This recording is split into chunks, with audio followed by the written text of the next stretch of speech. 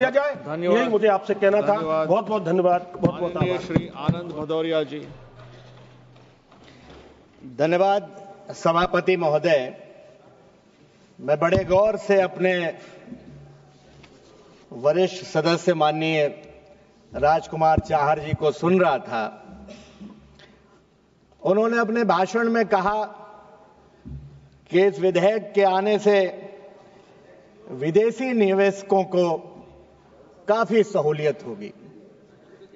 शायद सरकार की यही मंशा है कि इस विधेयक को लाने का कि जो बड़े उद्योगपति हैं, जो देश के आपके मित्र उद्योगपति हैं, जो विदेशी आपके मित्र निवेशक हैं, ये अमेंडमेंट करके आप छोटे और मझोले उद्योगों का गला घोटना चाहते हैं।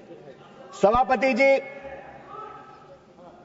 मैं इस मुद्दे पर सरकार की तरफ से की गई आधी अधूरी तैयारी, जन सुरक्षा के प्रति लापरवाही, उद्योगों के लिए बढ़ती बाधाओं को उजागर करना चाहता हूं।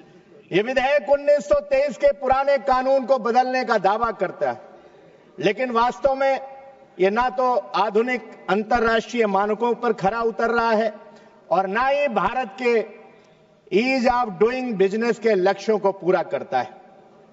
सभापति जी, जब पूरी दुनिया में बॉयलर को व्यापक श्रम सुरक्षा कानूनों के तहत शामिल किया जा रहा है, तो आखिर हिंदुस्तान 1923 के पुराने ढांचे पर क्यों भारत सरकार 1923 के पुराने ढांचे को थोपना चाहती है? ब्रिटेन ने 1994 में अपना बॉयलर एक्ट खत्म कर दिया, इसे work place health and safety act में शामिल कर लिया।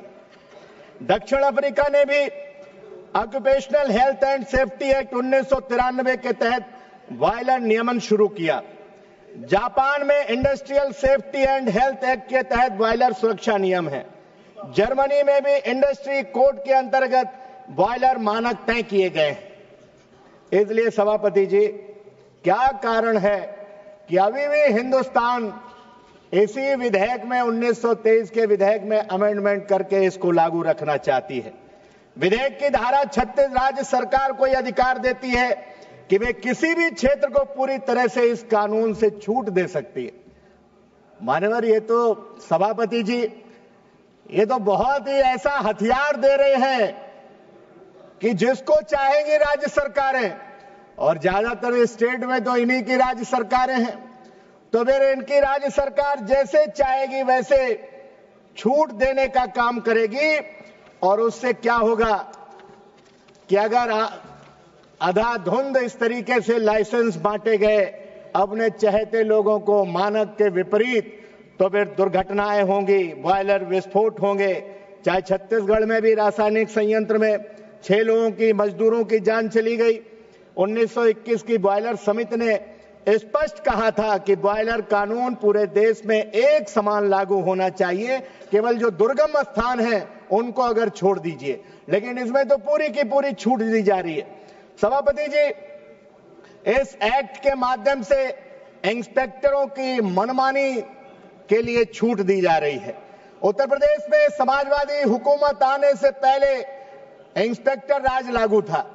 धारा 3/7 के नाम पर व्यापारियों का उत्पीड़न किया जाता था, लेकिन श्रद्धेय नेता, हमारे नेता माननीय मुलायम सिंह यादव जी जब उत्तर प्रदेश के मुख्यमंत्री बने तो धारा 3/7 समाप्त करके और इस इंस्पेक्टर राज को समाप्त करने का काम किया था। क्या सरकार फिर इंस्पेक्टर राज लागू करना चाहती है इस एक्ट में संशोधन करके? इसलिए सभापति जी, मैं कहना चाहता हूं, कार्य सुरक्षा संहिता 2020 में भी इंस्पेक्टरों को स्पष्ट दिशा निर्देश दिए गए हैं, लेकिन इस विधेयक में ऐसा इंस्पेक्टरों की उनके मनमानी पे लगाम कैसे लगेगी? मंत्री जी, इसका भी कुछ प्राविधान कर दीजिए। 2022 के आंकड़े महाराष्ट्र में 47% बॉयलर इंस्पेक्शन रिपोर्ट में अनियमितताएं पाई गई। सरकार को इससे भी कुछ सीख लेनी चाहिए। और जो दंड प्राविधान है सभापति जी, वो पुराने जमाने के और प्रभावहीन है। इससे कहीं ना कहीं जो छोटे उद्योग हैं उन पर भी आप वही दंड लगाने का काम करेंगे और जो बड़े उद्योगपति, जो आपके चहेते विदेशी उद्योगपति हैं, उन पर भी वही 1 लाख रुपए का। इसलिए मैं सरकार से मांग करूंगा कि छोटे उद्योगपतियों के लिए तो 1 लाख रुपए का आप रखिए, लेकिन जो धारा 32 के तहत बॉयलर में गड़बड़ी करने पर 2 साल की जेल या 1 लाख रुपए जुर्माना है, तो जो बड़े, ये तो छोटे उद्योगपतियों के लिए रखिए तो ठीक है, मझोले कारोबार के लिए, लेकिन जो बड़े उद्योगपति हैं उन पर कम से कम 10 लाख रुपए जुर्माना रखिए, 5 साल की सजा रखिए, जमानत भी ना उनको मिल पाए, ऐसे कुछ प्राविधान करिए। तभी आम आदमी, अगर इसमें दुर्घटना होती है तो उसके लिए तभी वो अच्छा इंफ्रास्ट्रक्चर रखेंगे, अच्छे काबिल इंजीनियर रखेंगे। इसलिए सभापति जी, मैं आपसे कहना चाहता हूं, ये विधेयक ना तो आधुनिक है, न जनहितैषी है। हमारी मांग है बॉयलर नियमों को कार्य सुरक्षा संहिता 2020 में शामिल करें, राज्य सरकारों को छूट देने की शक्ति शामिल करें।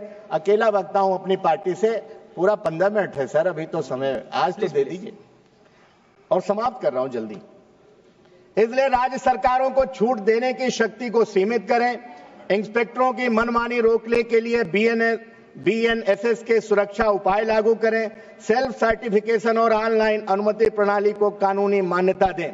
इसलिए अगर सरकार इन सुधारों को नहीं करती तो ये देश की औद्योगिक सुरक्षा और ईज ऑफ डूइंग बिजनेस के साथ खिलवाड़ होगा। इसलिए इस विधेयक पर सर्वदलीय सहमति भी ले ली जाए, चर्चा करा रहे हैं, अच्छा होगा JPC का गठन कर लिया जाए जल्दबाजी में, क्योंकि श्रमिकों के हितों से जुड़ा हुआ है, छोटे उद्योगपतियों के हितों से जुड़ा हुआ है। एक आखिरी बात कह करके सभापति जी मैं अपनी बात को विराम दूंगा।